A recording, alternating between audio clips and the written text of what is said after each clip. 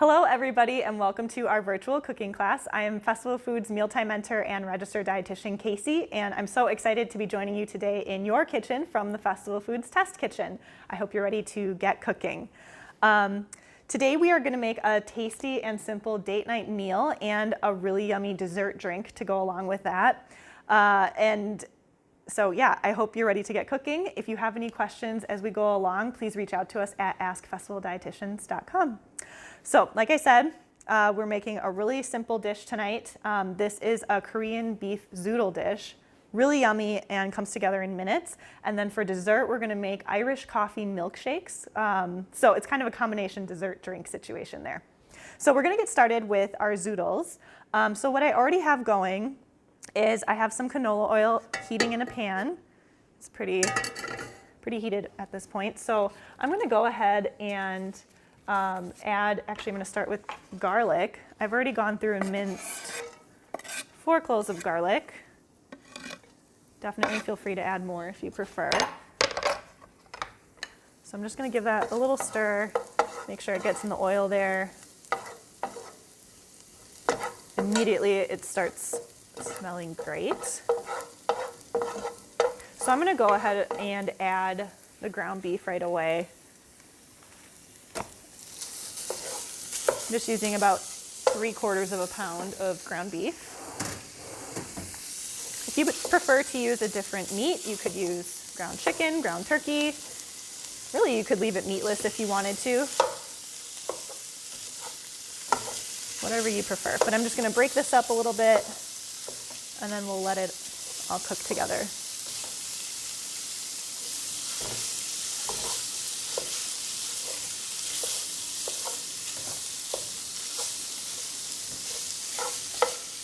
All right, we'll let that cook.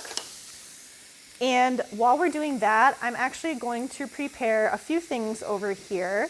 We're gonna make the sauce that's gonna go on in our zoodles.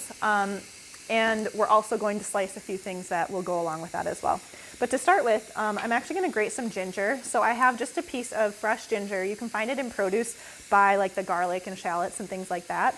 So I'm actually gonna go ahead, I'm just taking a veggie peeler and just peeling off that kind of woody skin.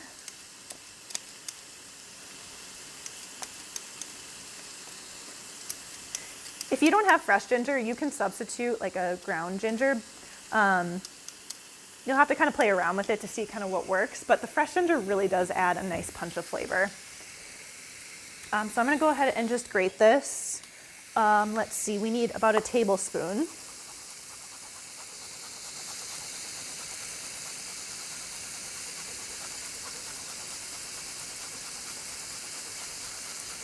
Oh my gosh, it smells amazing.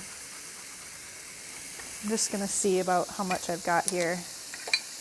You definitely don't have to get it, exactly a tablespoon, but just to kind of have an idea of where we're at.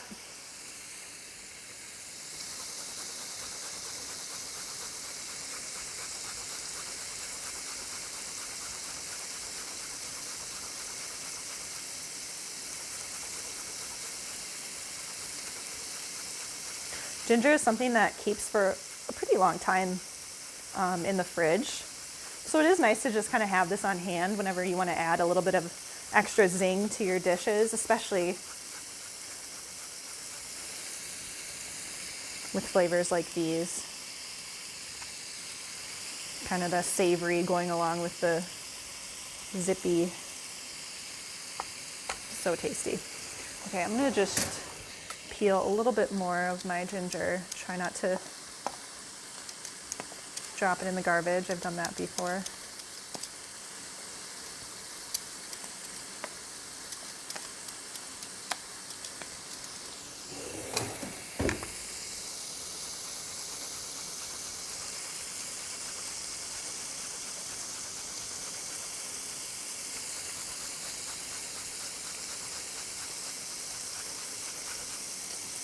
All right, let's get to the edge of this.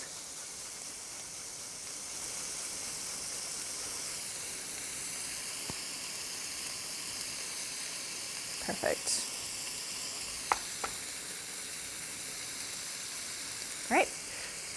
So we've got our ginger grated. I'm gonna go over here and just kind of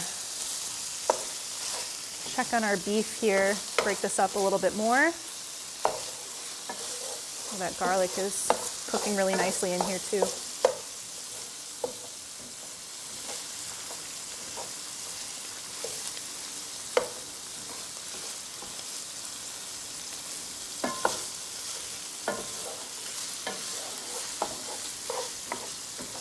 All right, we'll let that keep going there. And then I'm going to start preparing the sauce, like I mentioned. So the sauce comes together pretty easily, and I like that we're kind of making our own sauce. You can definitely, you know, if you prefer like a pre-made stir-fry sauce or something like that, go for it. But this is just a few ingredients, and it tastes awesome. All right, so in a small bowl, I'm going to add some brown sugar.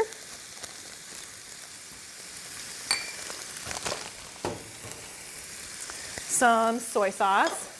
I've got a little bit left in this bottle, so I might need to go into the next bottle here. We'll see. Yep, a little bit more.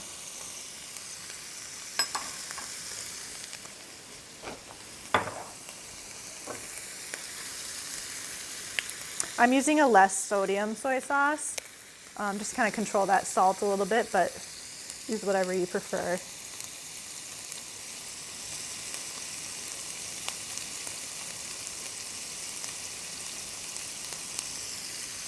All right.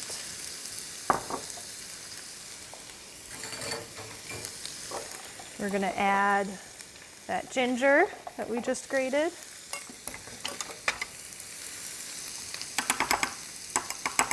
Oh gosh, that smells so fresh. We're going to add some sesame oil. Use that. Sesame oil is so delicious. It adds really nice nutty flavor.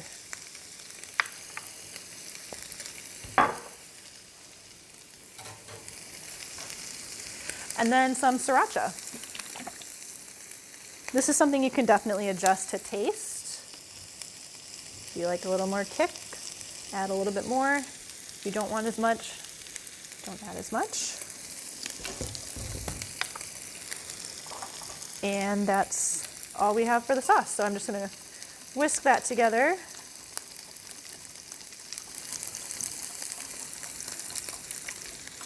Turned my heat up a little bit, but my garlic's getting pretty dark, but that's all right. Our beef is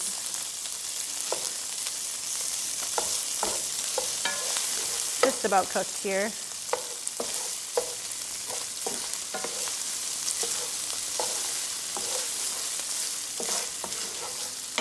Yum. All right, sorry for that whiplash. Back to the sauce.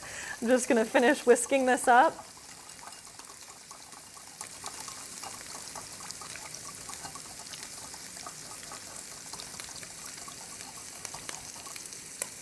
And then one last thing before we kind of add everything together, I'm gonna go ahead and cut, just slice some green onions. So green onions are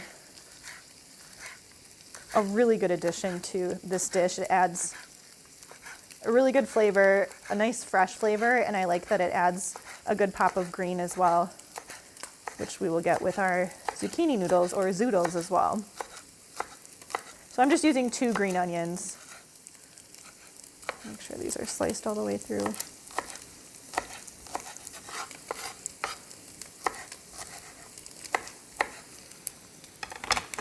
All right.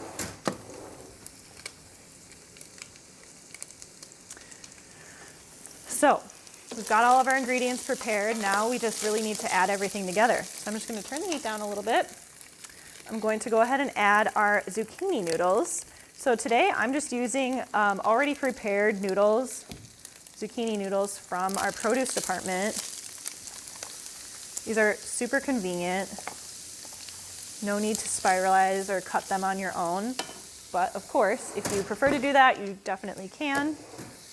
I'm going to use 2 containers. We've got lots of other varieties as well. Depending on the time of year, you can find like a butternut squash, you can find sweet potato, and you can also find them in like cubes, which I really like to use for different recipes that call for, especially butternut squash. I don't really like to cut that, so I love being able to just buy it already prepared for me. So we've got our zucchini noodles in there. I'm gonna go ahead and add the green onions and the sauce.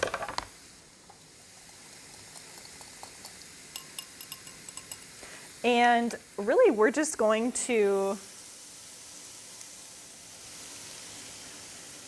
toss this together and let it cook for just like a minute or two. The zucchini noodles will start to release a lot of water as they cook, which is fine. But I like to kind of keep it more on the tender, crisp side of things. I like to still have a little bit of crunch with the noodles. If you keep cooking them, they will get a little bit softer. If you cook them for too long, they'll get mushy. So just keep an eye on that and cook them to your preference.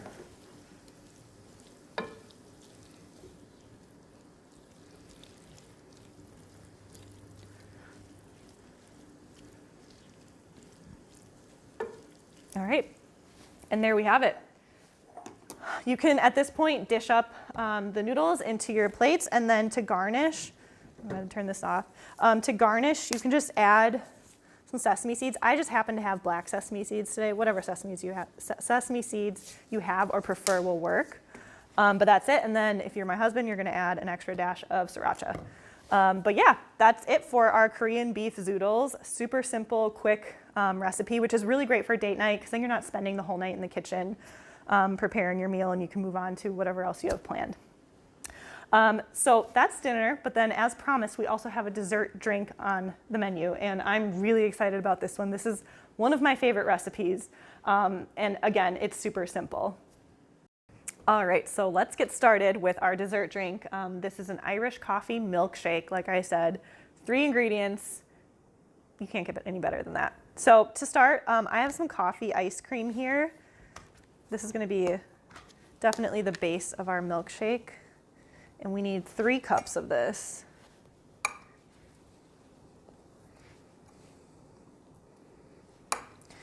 So like I said, this is an alcoholic version of this milkshake. If you want to make this non-alcoholic, you definitely can. We have 2 alcoholic ingredients coming up, and you can just substitute those for espresso or milk, just to kind of get that liquid in there. But without the alcohol. So that's a really tasty version as well. But I love a dessert drink. It's a really good way to kind of cap off the meal. And this is, this is just one of a variety of, we called them boozy milkshakes that we created. We have a lot more on our site, festfoods.com/meals. We did a chocolate stout milkshake. We did a tipsy mint cookies and cream milkshake. That one was my other favorite besides this one. We also did a boozy s'mores milkshake and then a supper club old-fashioned milkshake. So check those out for sure. They are all delicious.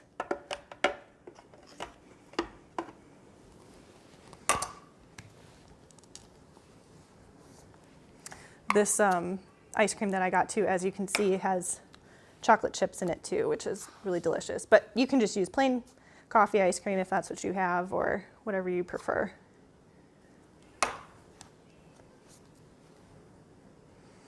All right, 3 cups. And then just 2 more ingredients. We've got our Baileys. I have the espresso cream Baileys, but whatever Baileys you have, if you have the original or a different flavor, that works. So 2 ounces of this.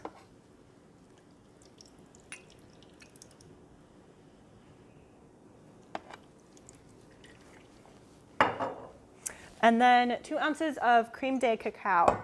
This is an interesting liqueur because it gives you like that flavor of those cacao beans, but it's clear, which to me has always been a little bit strange, but definitely adds a really great flavor to this if you're making it alcoholic.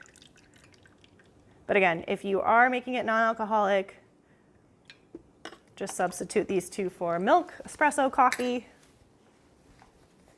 whatever kind of liquid that will help the milkshake all come together. And that's it. So we'll give this a blend.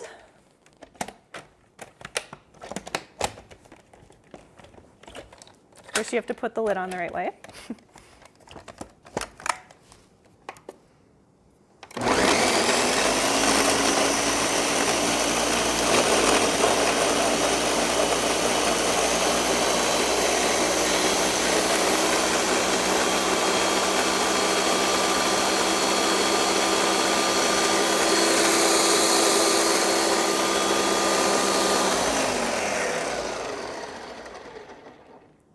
All right, I'm just gonna check to see what the consistency looks like, because if it's a little too thick, this is where you can just add a little bit of milk or extra of the Baileys or cream de cacao if you want to, but actually this is definitely thin enough at this point. So to serve, get some of my mess out of the way.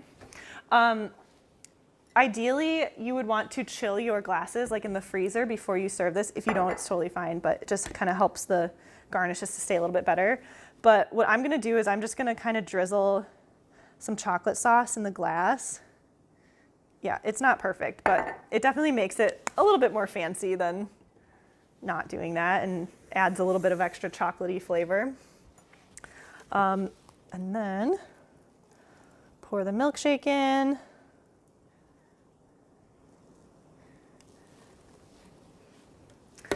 And then we're gonna garnish with, of course, whipped cream. Hello.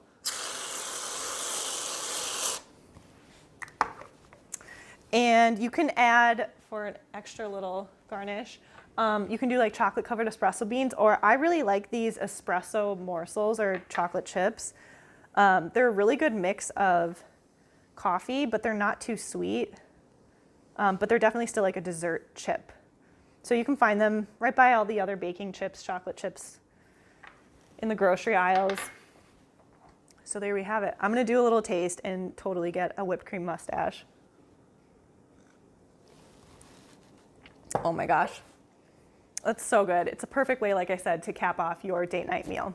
So thank you so much for joining us today. We hope you had fun and learned a few things along the way. Again, if you have any questions or you'd like to share anything about this class with us, please reach out to us at askfestivaldietitians.com. If you'd like to view previous virtual cooking classes that we have or get materials that you'll need for those, you can visit festfoods.com/classes. Also be sure to follow us at Fest Foods on Facebook and Instagram to be the first to hear about our upcoming classes that we have on deck. You can also find more recipes from us, the Mealtime Mentors, at festfoods.com/meals. Thanks so much. We'll see you next time.